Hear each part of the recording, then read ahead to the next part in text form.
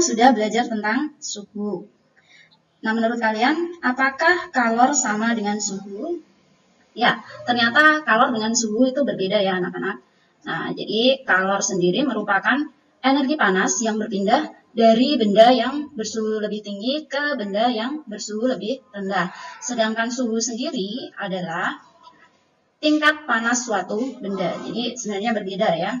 Nah, selanjutnya kita akan membahas tentang kalor atau energi kalor yang disimbolkan dengan huruf Q, di mana besarnya kalor atau Q yang diperlukan oleh suatu benda sebanding dengan massa benda, tergantung pada kalor jenis dan sebanding dengan kenaikan suhu. Artinya, kita akan membutuhkan lebih banyak energi kalor saat memanaskan benda dengan jumlah massa yang lebih besar.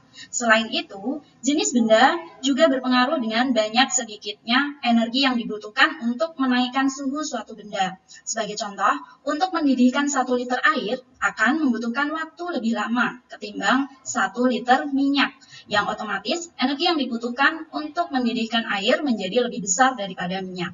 Nah, mengapa demikian? Jadi, karena setiap benda mempunyai kalor yang berbeda. Nah, secara matematis, energi kalor dapat kita hitung dengan rumus Q sama dengan M kali C kali delta T, di mana Q adalah energi kalor dengan satuan joule, M adalah massa dengan satuan kilogram, C adalah kalor jenis dengan satuan joule per kilogram derajat Celcius, sedangkan delta T adalah perubahan suhu. Untuk lebih jelasnya, perhatikan contoh berikut. Ibu ingin mendidihkan air bersuhu 25 derajat Celcius. Berapakah energi kalor yang dibutuhkan jika air yang dimasak ibu sebanyak 500 gram dan kalor jenis air sebesar 4.200 Joule per kilogram derajat Celcius? Nah, untuk penyelesaiannya, pertama kita tentukan apa yang diketahui dari soal tersebut. Nah, yang diketahui yang pertama adalah massa benda, jadi M sama dengan 500 gram.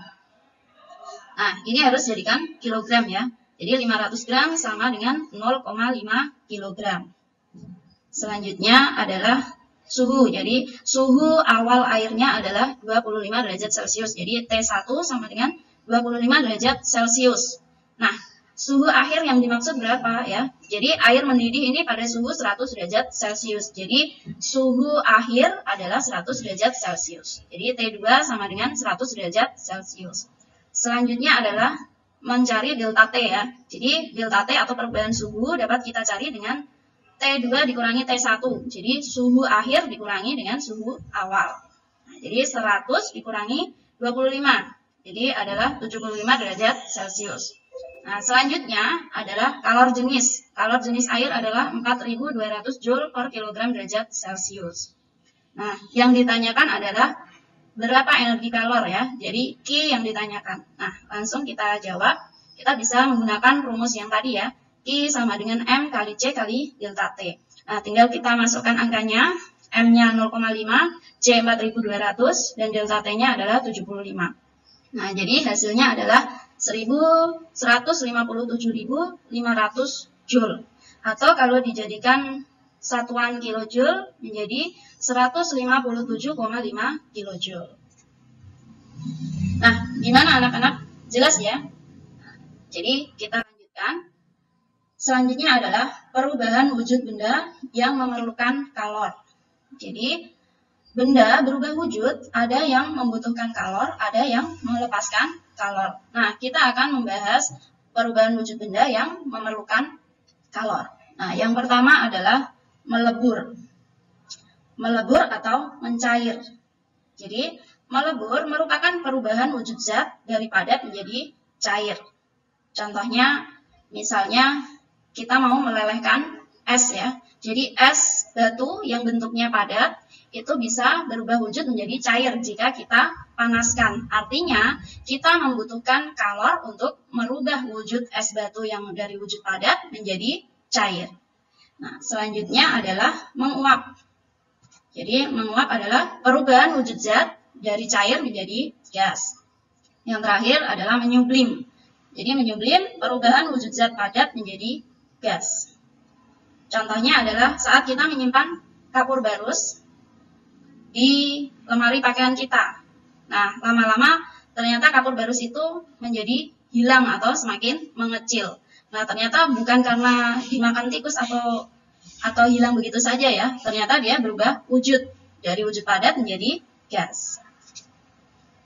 Nah, selanjutnya adalah perubahan wujud zat yang melepas kalor. Jadi ini wujud zat yang tidak membutuhkan kalor, malah sebaliknya dia melepas kalor. Nah, contohnya yang pertama adalah membeku. Nah, proses membeku ini ya adalah merupakan perubahan wujud zat dari cair menjadi padat. Contohnya saat kita ingin membuat es ya, maka kita harus menurunkan suhu dari zat cair tadi. Menurunkan suhunya sampai ke titik beku ya. Jadi sampai di bawah 0 derajat maka dia akan berubah wujud menjadi padat. Ya. Kemudian mengembun. Jadi mengembun merupakan perubahan wujud zat dari gas menjadi cair.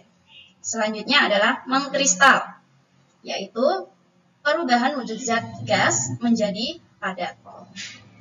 Nah, bagaimana anak-anak? Sudah jelas ya. Jadi ada perubahan wujud zat yang membutuhkan panas. Selain itu juga ada perubahan wujud zat yang melepaskan panas. Selanjutnya kita akan membahas tentang perpindahan kalor. Jadi di awal dikatakan bahwa kalor dapat berpindah dari benda bersuhu tinggi ke benda bersuhu rendah. Nah, ada 3 cara perpindahan kalor ya, yaitu yang pertama dengan cara konduksi. Nah, perhatikan gambar berikut. Ada seseorang yang sedang memanaskan ujung besi. Nah, kira-kira apa yang terjadi? Ya, pasti ujung besi yang dipegang orang tersebut akan terasa ikut panas ya.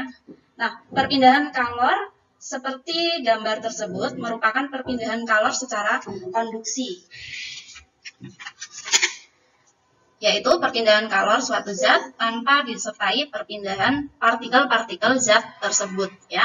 Jadi partikel-partikel besi tadi tidak ikut berpindah. Jadi yang berpindah hanya energi kalornya ya.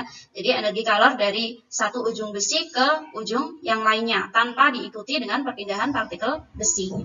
Nah, selanjutnya yang kedua yaitu dengan cara konveksi atau aliran. Nah, perhatikan gambarnya ya.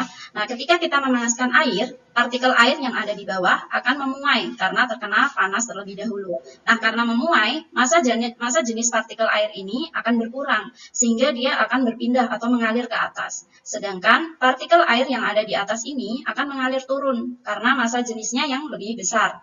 Nah, begitu seterusnya sampai air ini mendidih.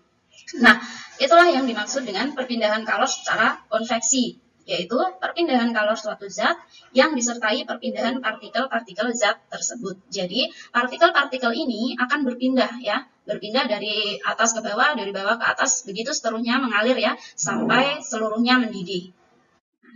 Yang terakhir adalah dengan cara radiasi.